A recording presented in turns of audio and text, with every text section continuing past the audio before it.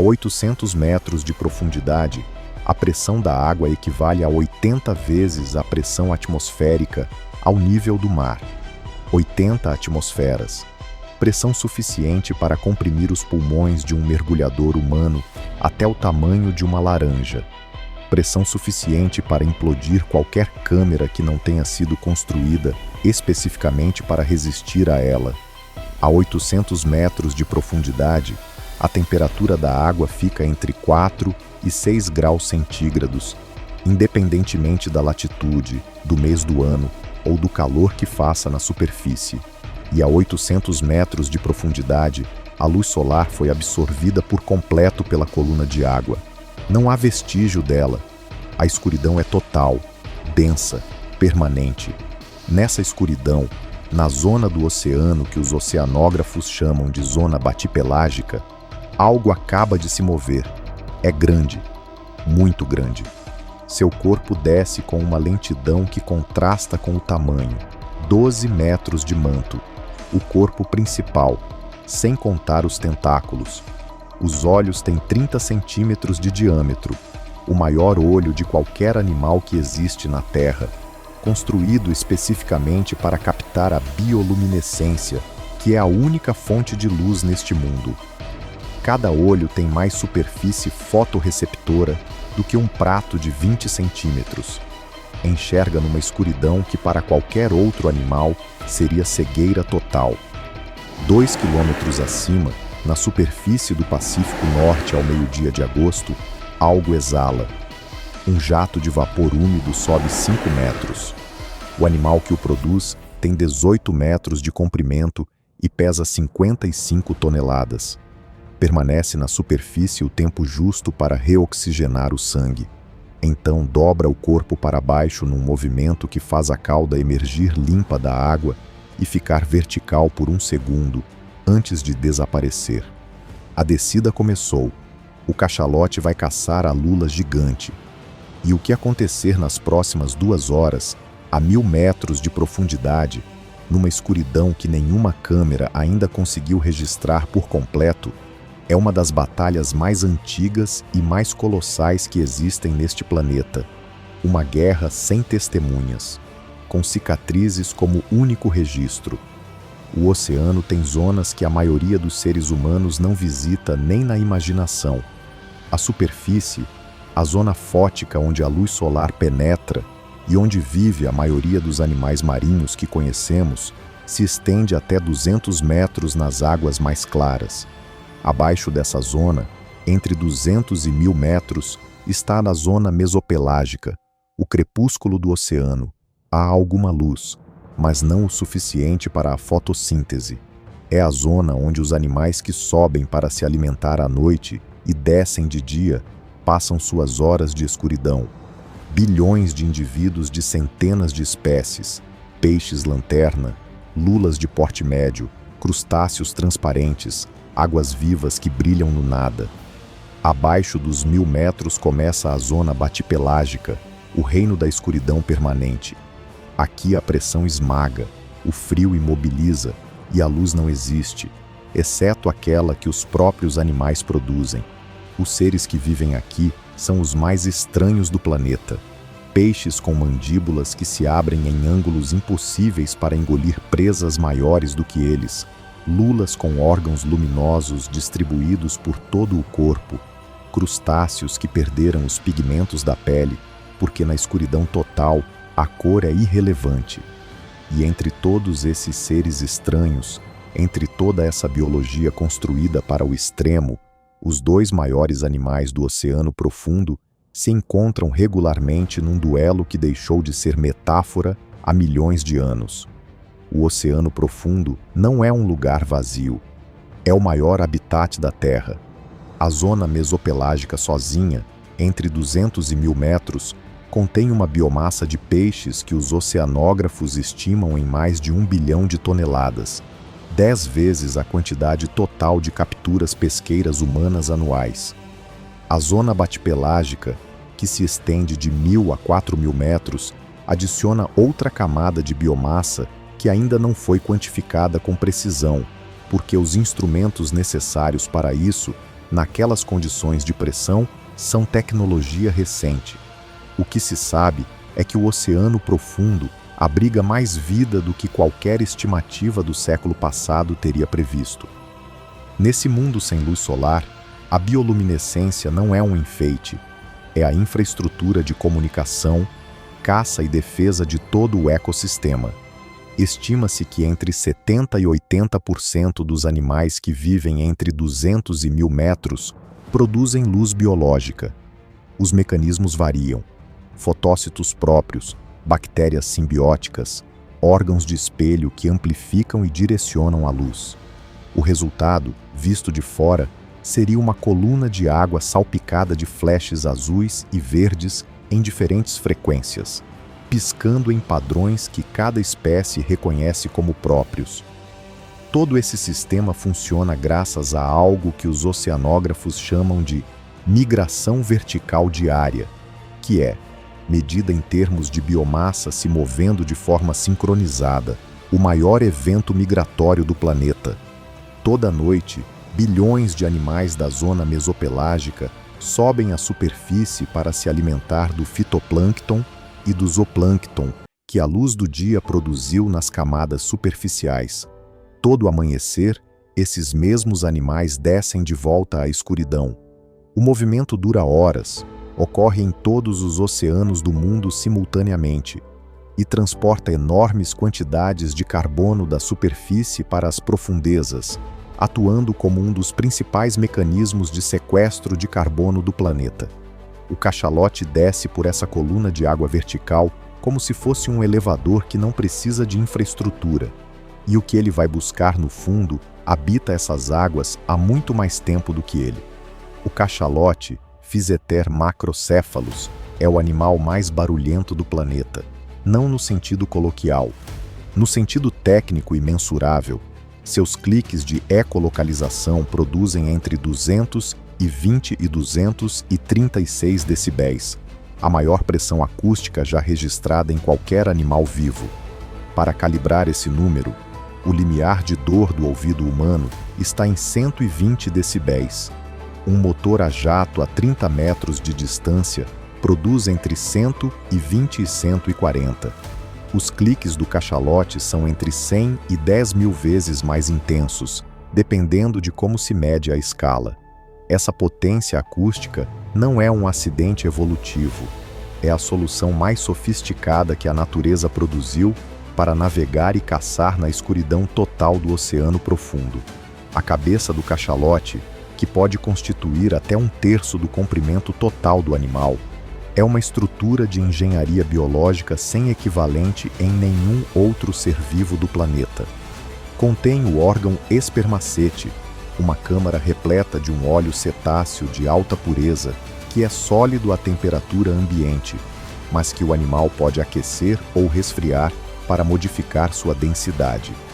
Imediatamente atrás do órgão espermacete está o melão, a região que os golfinhos e todos os odontocetos usam para concentrar seus cliques num feixe direcionado para frente.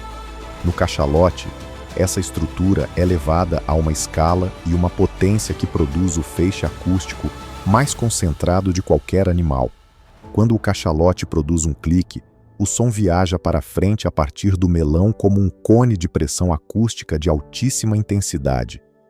Os pesquisadores propuseram, com base nos padrões de cicatrizes em lulas encontradas nos estômagos de cachalotes, que esses cliques podem ser suficientemente potentes para atordoar ou paralisar temporariamente lulas de porte médio a curta distância. É uma hipótese que ainda não pôde ser confirmada com observação direta, porque ninguém conseguiu estar no lugar certo e à distância certa quando isso acontece. Mas a lógica física é sólida. Naquelas intensidades, naquela distância, o efeito do clique sobre o sistema nervoso de um cefalópode dificilmente seria nulo. Para descer até os 1.000 ou 2.000 metros onde caça, o cachalote realiza uma série de adaptações fisiológicas que se ativam automaticamente nos primeiros minutos da imersão. A frequência cardíaca cai de entre 50 e 60 batimentos por minuto para entre 4 e 8. A circulação se redistribui para o cérebro, o coração e os músculos essenciais para a natação, reduzindo o fluxo nos tecidos que toleram hipóxia temporária.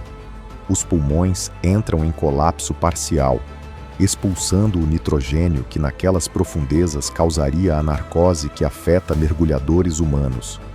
O sangue e os músculos do cachalote armazenam oxigênio em concentrações de hemoglobina e mioglobina sem equivalente em nenhum mamífero terrestre. Um cachalote adulto pode permanecer submerso por 90 minutos em uma única apneia. Nesse tempo pode descer a mais de 2.000 metros e completar uma caçada inteira. Os recordes de mergulho mais profundos, obtidos por meio de arquivos de dados recuperados de cachalotes equipados com sensores em estudos de campo, superam os 3 quilômetros de profundidade. A 3 quilômetros, a pressão é de 300 atmosferas. A coluna vertebral de qualquer mamífero terrestre desse tamanho se fragmentaria em segundos. A do cachalote lida com isso com a mesma facilidade com que nós lidamos com a diferença entre estar sentados e estar de pé. Seu cérebro pesa entre 7 e 8 quilogramas. É o maior cérebro de qualquer animal que já existiu na Terra, incluindo os maiores dinossauros. Não é o mais complexo em termos de arquitetura cortical. A baleia azul tem um cérebro mais volumoso em relação ao seu tamanho corporal do que o cachalote. Mas em termos absolutos, nenhum outro cérebro na história do planeta chegou a esse peso. O que esse cérebro faz com o tempo entre uma caçada e outra, com as horas de descanso na superfície e com a complexidade das interações sociais do grupo, é algo que os pesquisadores de cognição em cetáceos levam décadas tentando caracterizar. O que está estabelecido é que os cachalotes têm uma vida social de uma complexidade sem equivalente entre os cetáceos, com dentes, com possível exceção de algumas populações de orcas. Os cachalotes vivem em grupos, cuja estrutura depende do sexo e da idade dos indivíduos, de uma maneira sem precedente direto entre os cetáceos. As fêmeas adultas e seus filhotes formam unidades sociais estáveis, de entre 6 e 12 indivíduos, que permanecem juntas por anos ou décadas. Tem um sistema de cuidado cooperativo. Quando uma fêmea desce para caçar, as outras cuidam do seu filhote na superfície durante a ausência. Os dados de rastreamento mostram que filhotes separados do grupo têm taxas de sobrevivência significativamente menores. Essas unidades sociais se comunicam por meio de codos, sequências rítmicas de cliques com padrões específicos que variam entre grupos de maneiras que os bioacústicos classificam como dialetos. 2 grupos de cachalotes que vivem nas mesmas águas podem ter codos completamente diferentes. A transmissão desses codos é vertical, de mães para filhotes e de fêmeas adultas para jovens que se incorporam ao grupo. Grupos com codos compartilhados preferem se associar entre si quando se encontram, formando o que os pesquisadores chamam de clãs vocais, associações frouxas de múltiplas unidades sociais que compartilham o mesmo dialeto e que, portanto, compartilham algo que os etólogos ainda não têm uma maneira completamente satisfatória de descrever sem usar a palavra cultura. Os machos adultos são completamente diferentes. Um macho de cachalote que atinge a maturidade sexual entre 18 e 21 anos de idade abandona o grupo em que nasceu e se desloca para as latitudes mais altas do planeta, onde as águas frias produzem a maior concentração de presas de grande porte. Os machos adultos do Pacífico Norte e do Atlântico Norte vão para águas subárticas. Os do Pacífico Sul e do Hemisfério Sul chegam até a borda do gelo antártico. Vivem praticamente sozinhos durante a maior parte do ano, com encontros ocasionais com outros machos que podem incluir interações de dominância ou simples associações temporárias. São os machos adultos, com seus 18 ou 20 metros, e suas 50 toneladas, que mergulham mais fundo e caçam os exemplares maiores da lula gigante e da lula colossal. As fêmeas, significativamente menores, 14 metros e 20 toneladas nos maiores indivíduos, também são caçadoras do oceano profundo, mas suas presas são de tamanho mais moderado. O que o cachalote vai buscar naquelas profundezas habita os oceanos há muito mais tempo do que ele. Os cefalópodes, o grupo que inclui polvos, lulas e sépias, tem um registro fóssil que remonta ao período devoniano, há aproximadamente 400 milhões de anos.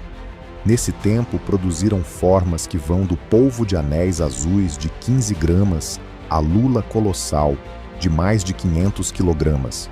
Sobreviveram a todas as extinções em massa.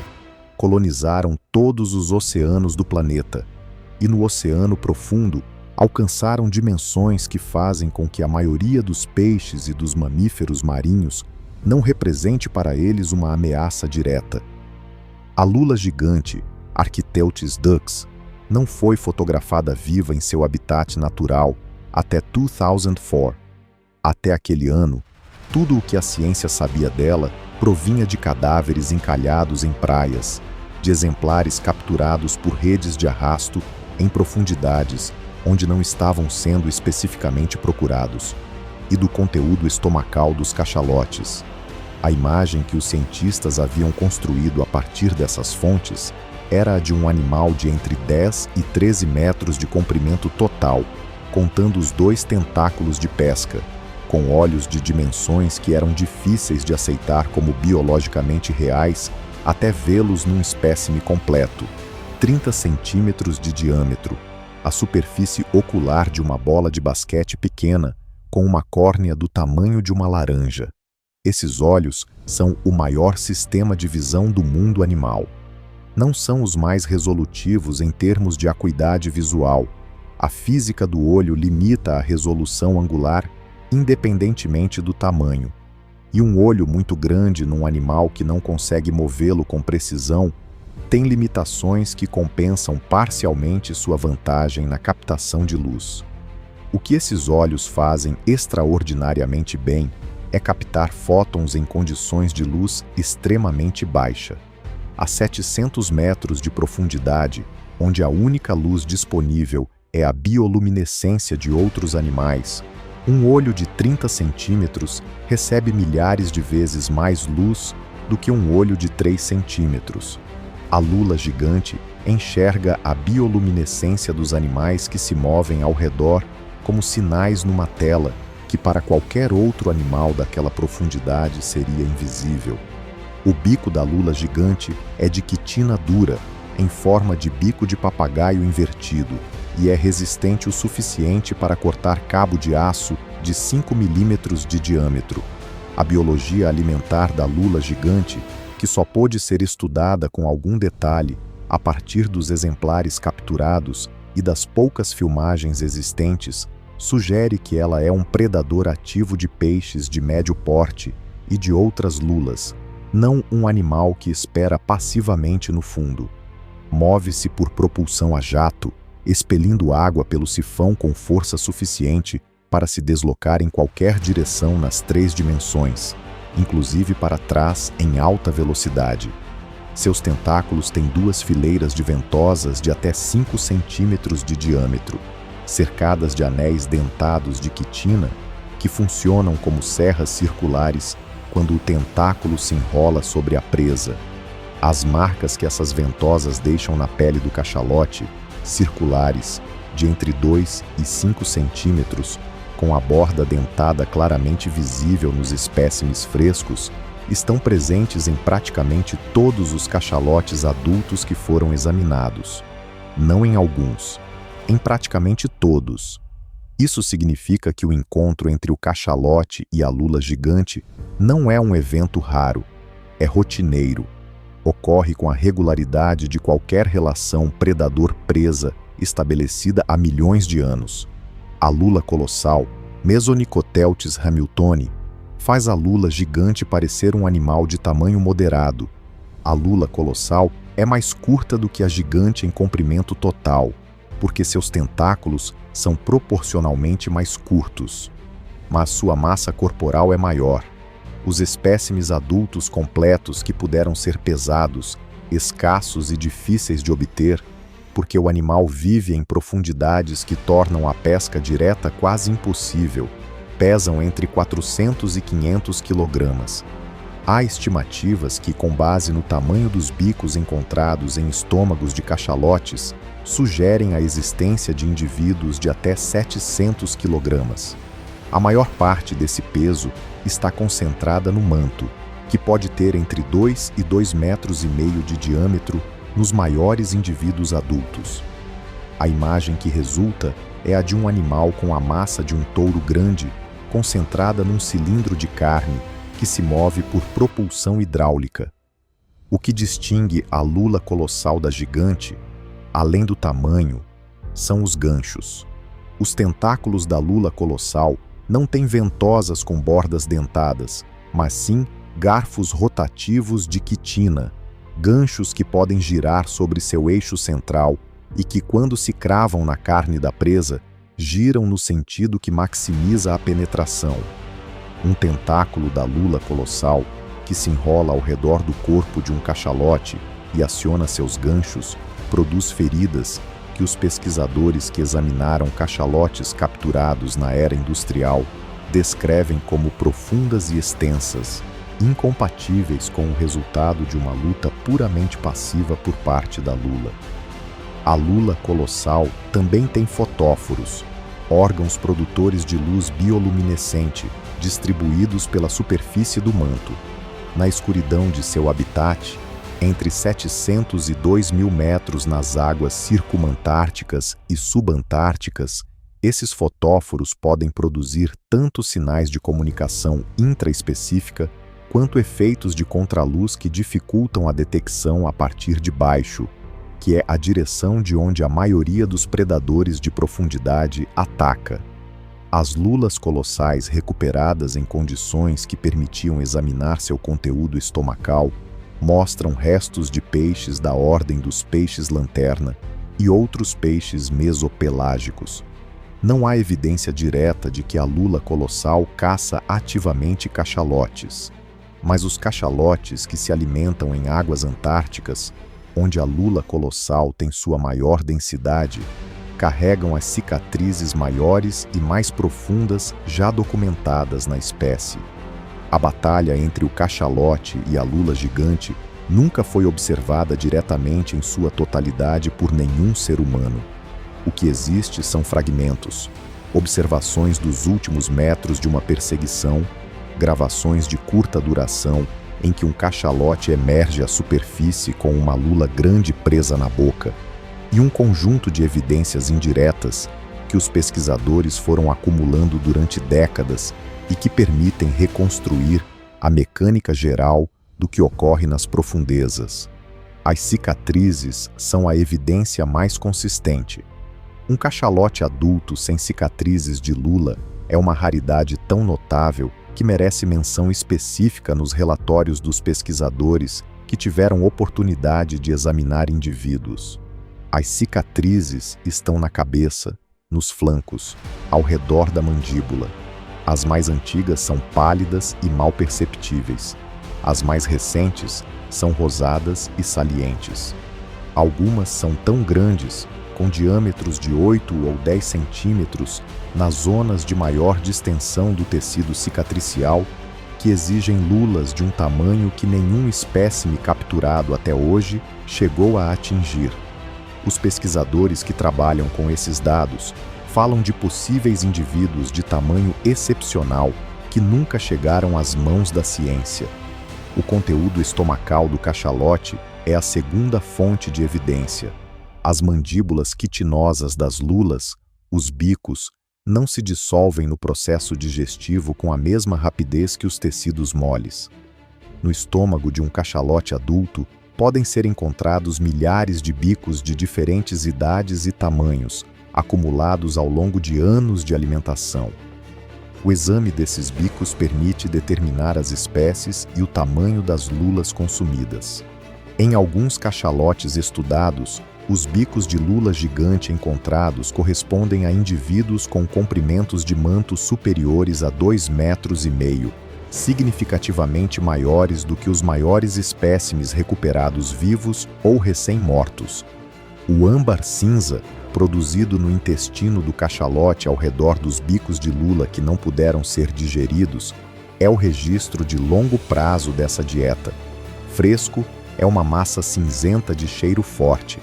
Com o tempo, exposto ao sol e à maresia, se transforma numa substância amarelo-acastanhada que os perfumistas valorizaram durante séculos como fixador de fragrâncias. Os blocos maiores encontrados em praias, alguns de mais de 100 kg, representam anos de acumulação de bicos de lula gigante. A hipótese sobre a mecânica do encontro nas profundezas evoluiu à medida que a tecnologia de gravação submarina melhorou.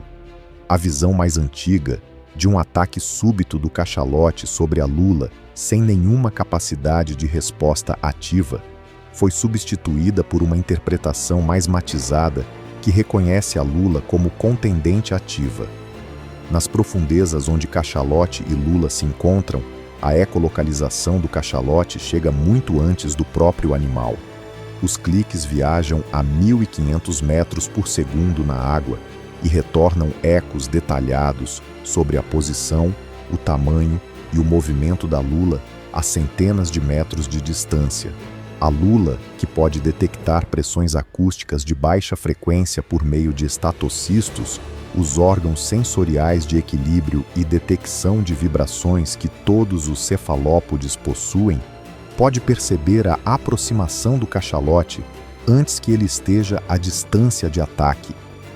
O que a lula faz com essa informação é a parte que ainda não pode ser observada diretamente.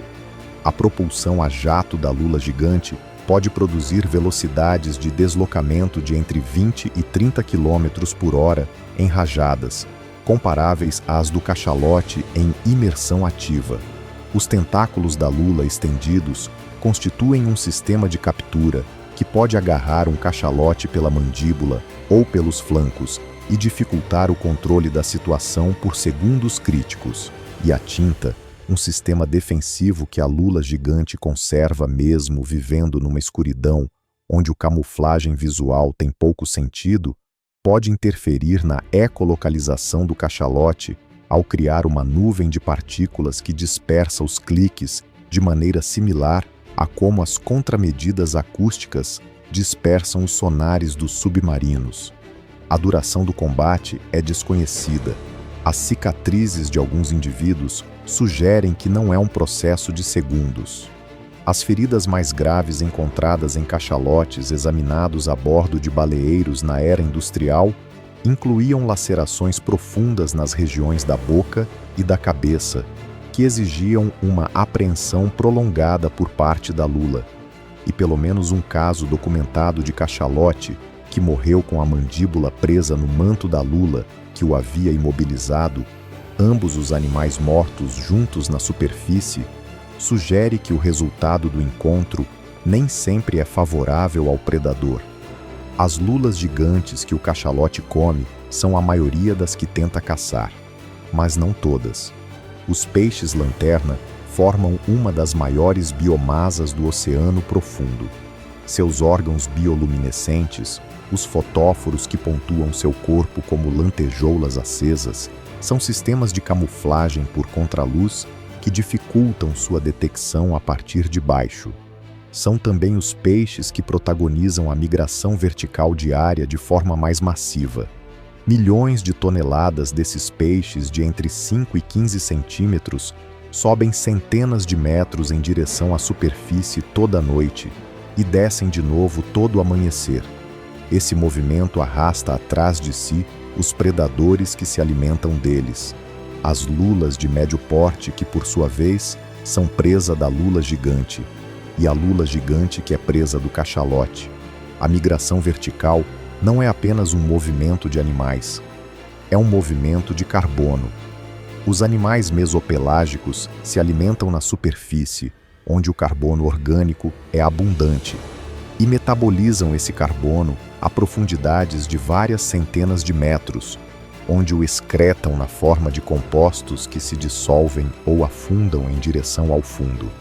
O cachalote amplifica esse processo de maneira extraordinária. Defeca na superfície, após ter se alimentado nas profundezas, fertilizando a zona fótica com os nutrientes que absorveu a 1000 metros. Um grupo de fêmeas de cachalote com seus filhotes em águas tropicais é uma bomba de nutrientes que sobe nitrogênio e fósforo do oceano profundo à superfície, com uma eficiência que nenhum processo físico inorgânico poderia igualar nessa escala. Os oceanógrafos que modelaram esse ciclo estimam que a redução das populações de cachalote durante a era industrial da caça à baleia, nos séculos 19 e 20, reduziu significativamente a quantidade de nutrientes disponíveis nas zonas de alta produtividade do Pacífico Sul. Menos cachalotes significou menos defecação na superfície. Menos defecação na superfície significou menos fitoplâncton. Menos fitoplâncton significou menos captura de carbono atmosférico. O desaparecimento dos cachalotes do oceano não apenas eliminaria um elo da cadeia trófica, afetaria o ciclo global do carbono de uma maneira cuja magnitude os modelos climáticos ainda estão tentando quantificar. A caça industrial do cachalote durou aproximadamente 200 anos, com intensidade variável. No século XIX, quando os navios baleeiros de Nantucket e New Bedford dominavam o Pacífico e o Atlântico, os cachalotes eram caçados principalmente pelo óleo de espermacete, que ardia de forma mais limpa do que qualquer outra gordura animal e era o combustível das lâmpadas dos lares europeus e americanos antes de o petróleo o substituir. Um único cachalote grande podia fornecer entre 4 e 5 toneladas de óleo, suficiente para iluminar uma cidade de médio porte por meses. A caça industrial do século XX, motorizada e muito mais eficiente, levou as populações globais de cachalote a níveis que os biólogos marinhos que as estudavam consideravam de colapso iminente antes de a moratória da Comissão Baleeira Internacional de 1986 encerrar a caça comercial em grande escala. A estimativa da população de cachalotes antes da caça industrial intensiva é de entre 1 milhão e 1.500.000 indivíduos globalmente. A estimativa posterior à era de máxima caça, por volta de 1980, é de entre 300.000 e 400.000. A recuperação desde então tem sido lenta, porque os cachalotes têm uma das taxas de reprodução mais baixas entre os cetáceos. Uma fêmea adulta tem um filhote aproximadamente a cada 4 ou 5 anos, e o filhote leva entre 10 e 15 anos para atingir a maturidade.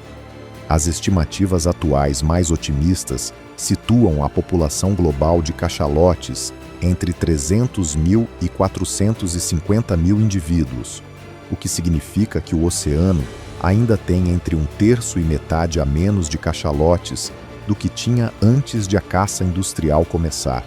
Um déficit que o ecossistema profundo percebe em termos de pressão de predação sobre os cefalópodes gigantes, em termos de fertilização da superfície e em termos do que a biologia dos grandes cetáceos chama de estrutura social.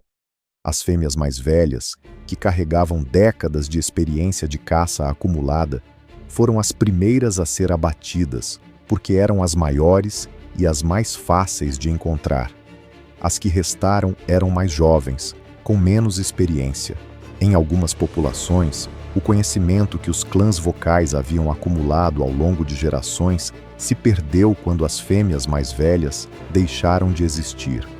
A poluição sonora do oceano é a ameaça menos visível e menos compreendida que atinge atualmente os cachalotes e todos os cetáceos que dependem da comunicação acústica. O ruído dos motores dos navios cargueiros, da exploração sísmica para a prospecção de petróleo e gás, e do sonar militar de baixa frequência se propaga no oceano a distâncias de milhares de quilômetros.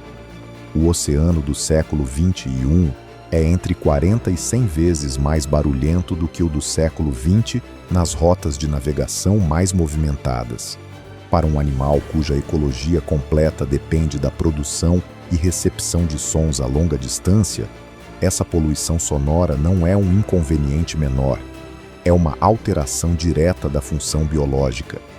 Os cachalotes que vivem nas rotas de navegação mais movimentadas do Atlântico Norte apresentam padrões de comportamento alterados em relação às populações de baixa exposição acústica. Maior tempo na superfície entre imersões, menor eficiência de caça, maior dispersão dos grupos sociais. Os efeitos a longo prazo dessas alterações sobre a reprodução e a sobrevivência ainda estão sendo quantificados. A 800 metros de profundidade, na escuridão onde tudo isso acontece, o tempo funciona de forma diferente. Não há ciclos de luz e escuridão. Não há estações perceptíveis diretamente. A temperatura varia em décimos de grau ao longo de meses, não em graus ao longo de horas como na superfície. Os animais que vivem aqui permanentemente estruturaram seus ciclos biológicos em torno de sinais que não são os utilizados pelos animais de superfície. As correntes que mudam de temperatura, as flutuações na pressão acústica da água, a densidade do enxame de presas que migra verticalmente uma vez por dia. O cachalote traz esse sinal do tempo da superfície. Quando desce, leva no sangue o oxigênio da superfície e nos músculos a temperatura de cima. Quando sobe, leva no estômago o que encontrou lá embaixo e na pele as marcas do que encontrou. É um animal de dois mundos que funciona como o elo entre eles. A lula gigante não tem esse registro duplo. Vive na escuridão e morre na escuridão, na maioria das vezes. Os espécimes que chegam à superfície estão mortos ou moribundos, encalhados depois de algum processo que os desestabilizou fisiologicamente, ou capturados por redes que não os procuravam. Os que vivem completam seus ciclos de vida sem que nenhum observador humano os tenha acompanhado do início ao fim. Os ovos da lula gigante nunca foram encontrados. Os juvenis não foram identificados com certeza no oceano. O que se sabe do seu ciclo de vida provém de inferências a partir dos espécimes adultos que chegam às mãos dos pesquisadores por uma ou outra via acidental. Essa opacidade não é excepcional entre os animais do oceano profundo. É a norma.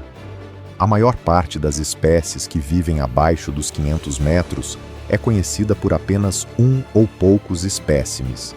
Muitas foram descritas pela primeira vez a partir de um único indivíduo, e as que foram descritas há décadas podem ter mudado sua distribuição, seu comportamento ou sua abundância em resposta às transformações do oceano, sem que nenhum sistema de monitoramento existente seja capaz de detectá-lo. O oceano profundo continua sendo, em termos de conhecimento humano direto, o lugar mais extenso e inexplorado da Terra. A superfície lunar foi mapeada com maior resolução do que a maior parte do fundo oceânico.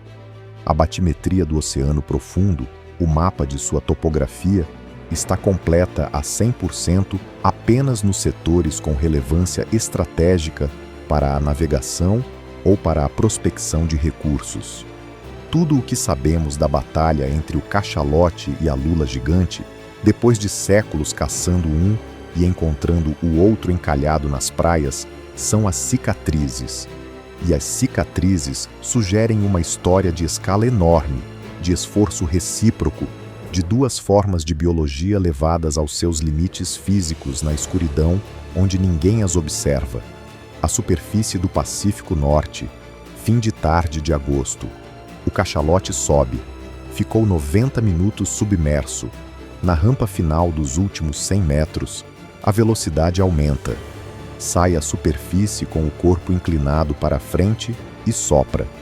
O jato de vapor é assimétrico, inclinado para a esquerda em um ângulo de 45 graus, a assinatura específica dessa espécie entre todas as baleias, o traço que permite identificá-la à distância, mesmo quando o animal está quase completamente submerso. Respira várias vezes, recupera o oxigênio, o estômago carrega algo. As cicatrizes do flanco direito, as mais antigas, são de um branco amarelado. Há uma nova no focinho, rosada, semicircular, de uns 8 centímetros de diâmetro, recente, desta semana ou da anterior. O animal descansa na superfície por 15 minutos. Então o corpo se inclina. A cauda emerge. E o ciclo que se repete há milhões de anos nos oceanos do mundo recomeça.